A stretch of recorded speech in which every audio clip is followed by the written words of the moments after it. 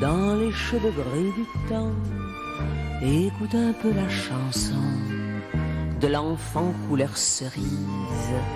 Quand il viendra par le métro aérien, son manteau bleu. Très court pour vous accueillir, Myriam. Il y a une exposition qui va vous intéresser si vous aimez la peinture néerlandaise. Et si vous aimez... Enfin voilà, tous les peintres que vous verrez en allant à Amsterdam ont un point commun. Je ne vous dis pas lequel, c'est Myriam qui va vous dire tout ça. Oui, bonjour Thierry, bonjour à tous. Il s'agit de Paris, c'est leur point commun parce qu'effectivement, en ce moment, à Amsterdam, au musée Van Gogh, il y a une exposition qui rend hommage à notre capitale.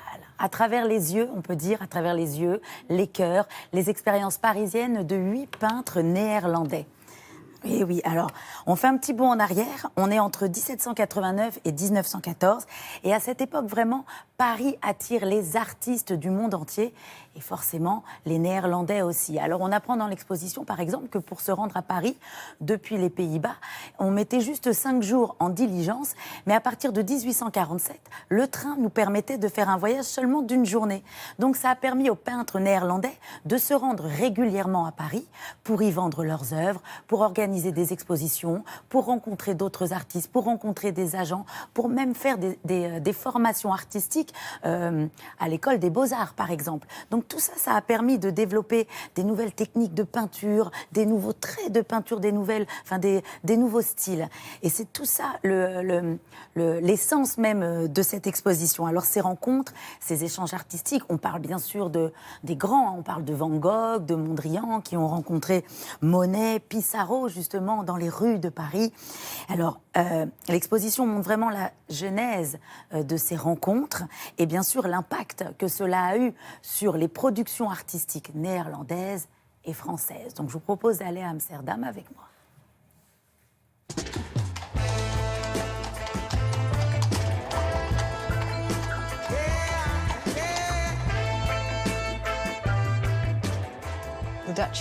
Les Hollandais à Paris. C'est le titre de l'exposition pour rappeler à quel point Paris a joué un rôle crucial dans le travail des artistes hollandais au XIXe siècle. À l'époque, les Beaux-Arts étaient la meilleure école d'art au monde et un bon nombre de nos artistes comme Van Gogh, Mondrian, Van Dogen se sont rendus à Paris pour y trouver l'inspiration chez leurs collègues français.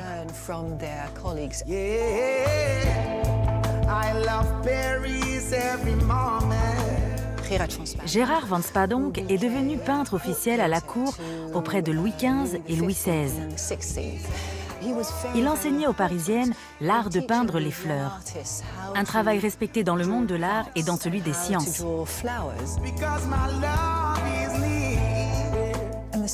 30 ans après, son confrère Ary Scheffer est également devenu un peintre reconnu à la cour pour Louis-Philippe, duc d'Orléans.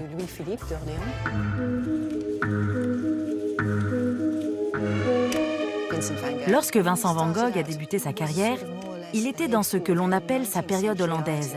Sa palette était au coloris foncé. Son arrivée à Paris a marqué un tournant dans sa carrière. Nous pouvons distinguer l'évolution de ses œuvres.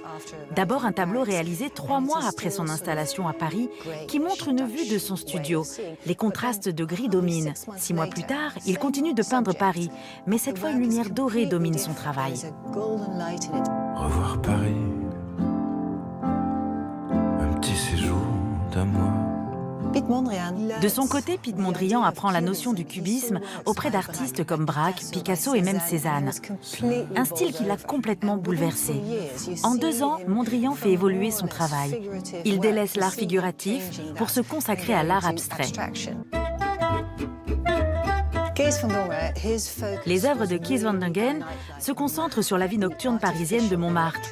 La lumière artificielle des cabarets et des cafés inonde ses toiles. Derrière moi se trouve l'œuvre Le Moulin de la Galette, qu'il a exposé au Salon des Indépendants. La critique n'a pas été tendre avec ce tableau qualifié de scandaleux.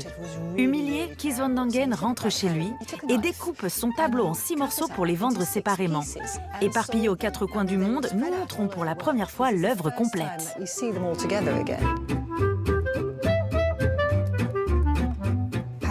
Paris est un mythe.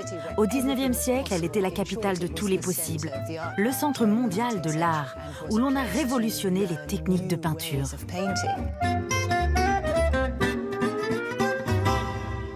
Super, bon, on serait bien resté un peu plus au musée Van Gogh.